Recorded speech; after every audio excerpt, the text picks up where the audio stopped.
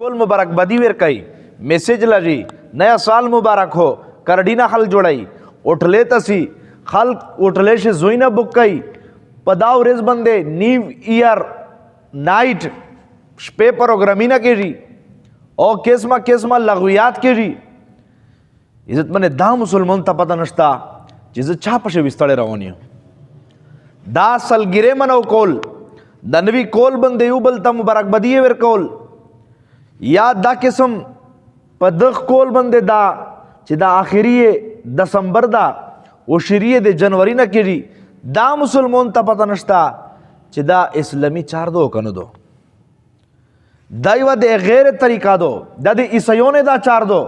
د عیسایونو سره مشابهت ته چې مسلمان یې کوي او نبی علیہ الصلوۃ والسلام حدیث مبارک دا ابو داود شریف سے روایت موجود دا من تشبہ بقوم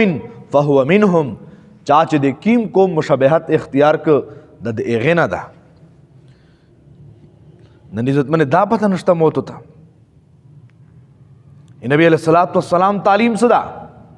د اسلامی میاشت دے کچانه پښتنه وکړه د اسلامی میاشت کیمه میاشت نه شری کیږي چاته دا پتہ نشتا په کیمه باندې ختمېږي چاته دا پتہ نشتا دا شریعت ته پتا باندې زون پی کا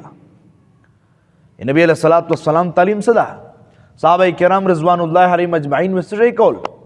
چې میاشت ولې د به کیمه دعا ته راولا چې قول ختم د به کیمه دعا ته راولا نبی علیہ الصلوۃ والسلام کیم تعلیم نبی علیہ الصلوۃ والسلام حضرات صحابه کرام رضوان الله علیهم اجمعین خدا تعلیم زنه حاصل کړو د مبارک صلی الله علیه وسلم نا چې کله کول یا میاشت ته دلا اللهم ادخله علينا بالامن والايمان والسلامة والاسلام ورضوان من الرحمن وجوار من الشیطان رب دا کول دا سلامتی سرا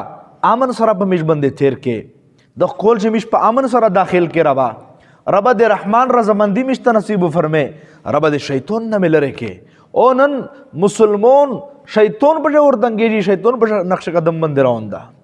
اغیار بشر روندا د کفر سره مشابهت کوي کافر سره مشابهت کوي او بیا دا ورځ باندې کیم لغویات کړي او کیمه فضول پټخې ډزېږي یا تشبزی کړي یا دا قسم پروګرامینه کړي عزت من اسلام شه نبی علیہ الصلوۃ والسلام متدا تعلیم نه روکي شریعت د شي قائل نه ده بلکې مدر تول چې دا د چا سره مشابهت باندې لګیا د عیسایونو په وستړه رواني ایغه سره مشابهت کوي او مسلمان ته دا پته نشته نن ته دغه مسلمان نه پښتنه او کوي ته د اسلامي میاشت نومینه درسي محرم دوغ زینه ابتدا کیږي په ذل حج باندې ختمېږي دا پته چاته نشته د اسلامي تاریخ چاته علم نه وي نو عزت منه سوال در نه کوم خپل مولینا متبا کوي او خپل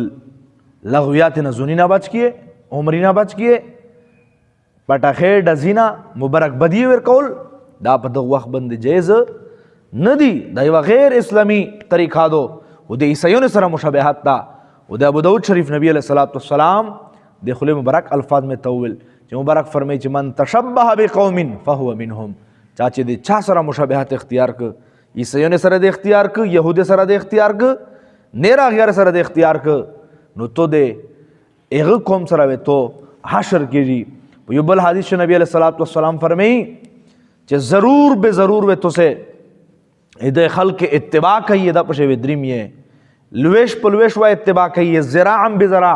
لوس په لوس یعنی مطلب چې دی څه شا کړي اوه تاسو کوي تر دې حدا پره کدی وسلونډه په سوراغ باندې دین نو وتل به تو دا په نوځي نبی علیہ الصلوۃ والسلام ته صحابي فرمیل یا رسول الله سیک مراد دې دغه چا اتباع مش کوي الیهود والنصارى